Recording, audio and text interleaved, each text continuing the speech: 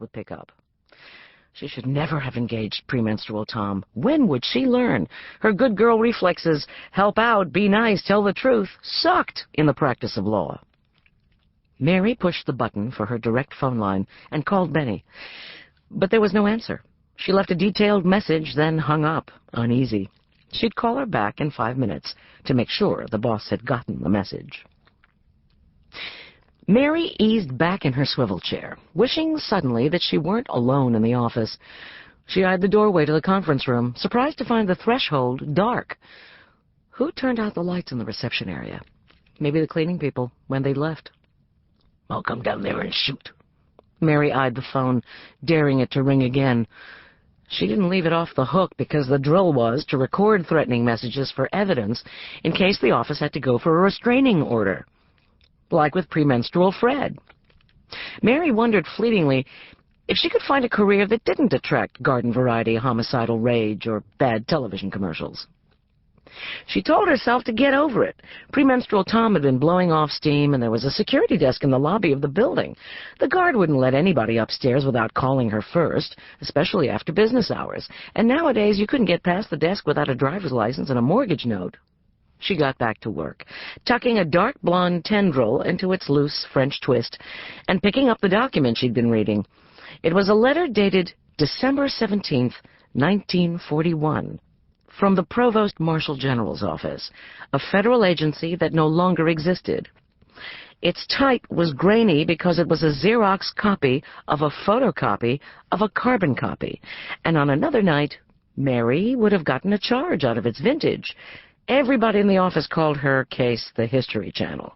But she loved the History Channel. Mary loved mostly everything on cable, except Inside the Actor's Studio, which she wouldn't watch at gunpoint. But she didn't want to think about gunpoint right now. Mary scribbled useless on a Post-it, stuck it on the letter, and set it in the useless stack in front of her. She ignored how tall the useless stack was getting, because it would be useless. Documents surrounded her and sat packed in boxes along the side wall of the conference room. Somewhere in these papers was the file for a man named Amedeo Brandolini.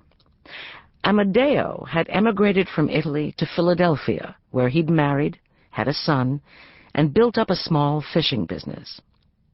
When World War II broke out, he was arrested by the FBI and imprisoned along with 10,000 other Italian-Americans under an act better known for authorizing the internment of the Japanese.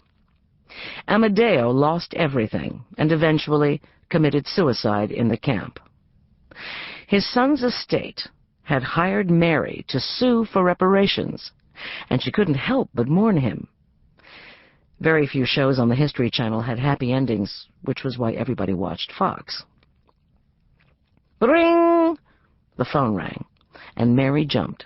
It had to be premenstrual Tom, calling back because she had told Benny to call her on her cell, and she didn't have anybody else to call her, which was why she was working late. Perhaps these things were related, but Mary was in no mood for introspection. She tensed all over. Ring! Ring! Finally, the ringing stopped.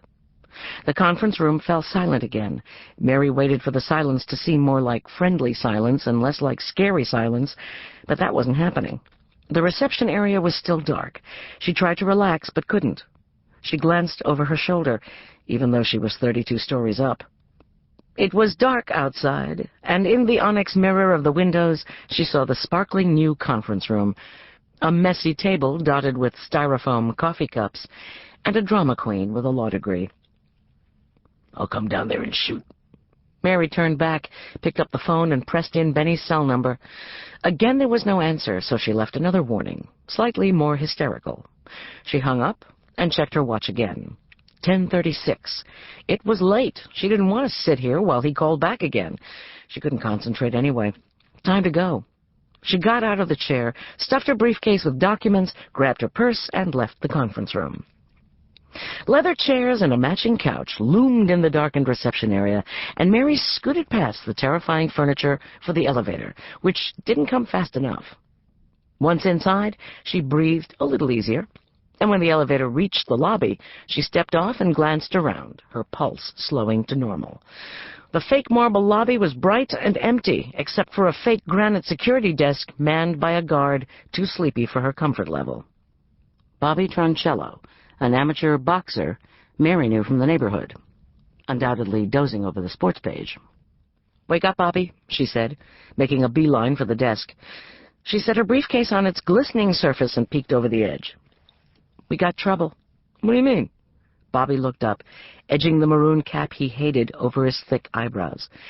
His brown eyes were glassy wet, his nose wide and dotted with large pores, and his mouth a slash that was usually swollen from the gym. The Daily News lay open on his desk, tabloid size, its pages cut in a soft zigzag fringe, and a can of Coke warmed beside an oily white wrapper from a cheesesteak dinner. Only the end of the long hoagie roll remained, with a brownish knob like an elbow. "I just got a phone call from a very angry man named Tom Cott. I don't know what he looks like, but he threatened to come here tonight and shoot me." "Uh-oh." Bobby's forehead knit unhappily. "You're supposed to tell me not to worry." "Don't worry, Mare. Benny already told us to watch out for this Cott guy. Nobody gets upstairs, you know that. He comes in my lobby, I'll take care of myself. I wouldn't let anybody hurt my homegirl." Mary smiled, almost reassured. "He went to Benny's house tonight. He said he looked her up in the phone book. I called her and left a message warning her, but I'm worried." "About Rosado? I'd worry about him." Bobby laughed, rising to stretch arms that strained against the seams of his maroon blazer. His lapels parted as he reached up, releasing a heady combination of Drakkar Noir and fried onions. "If that knucklehead tussles with her, she'll kick his ass from here to Broad Street." "But he said he'd shoot me. Or us, I think." Mary couldn't remember much premenstrual Tom had said after shoot, and his calling her a whore bothered her more than it should have, especially when it was part of a death threat in general. What if he has a gun? What if he goes to Benny's house with a gun? "So what? Rosado carries concealed." Bobby snorted. "She'd bust a cap in him before he could find his pants pocket."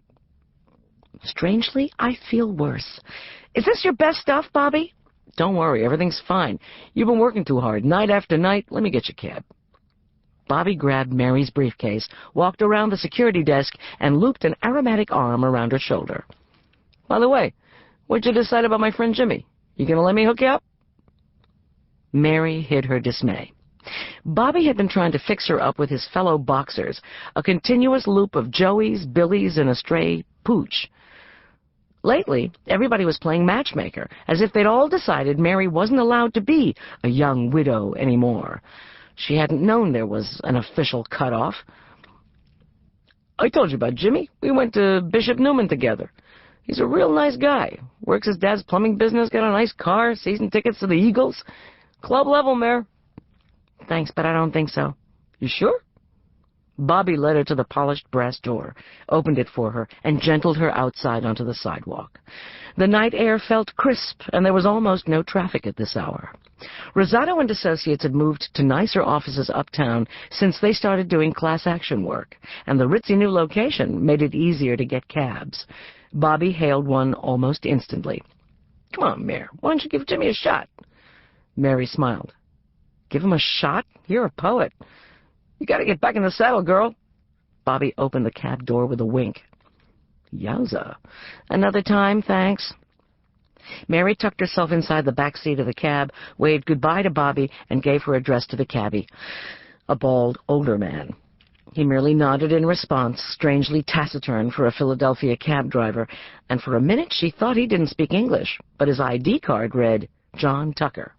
They lurched off, rattling through the dark, empty streets of the city, and the cab took on an oddly hollow feel in the interior.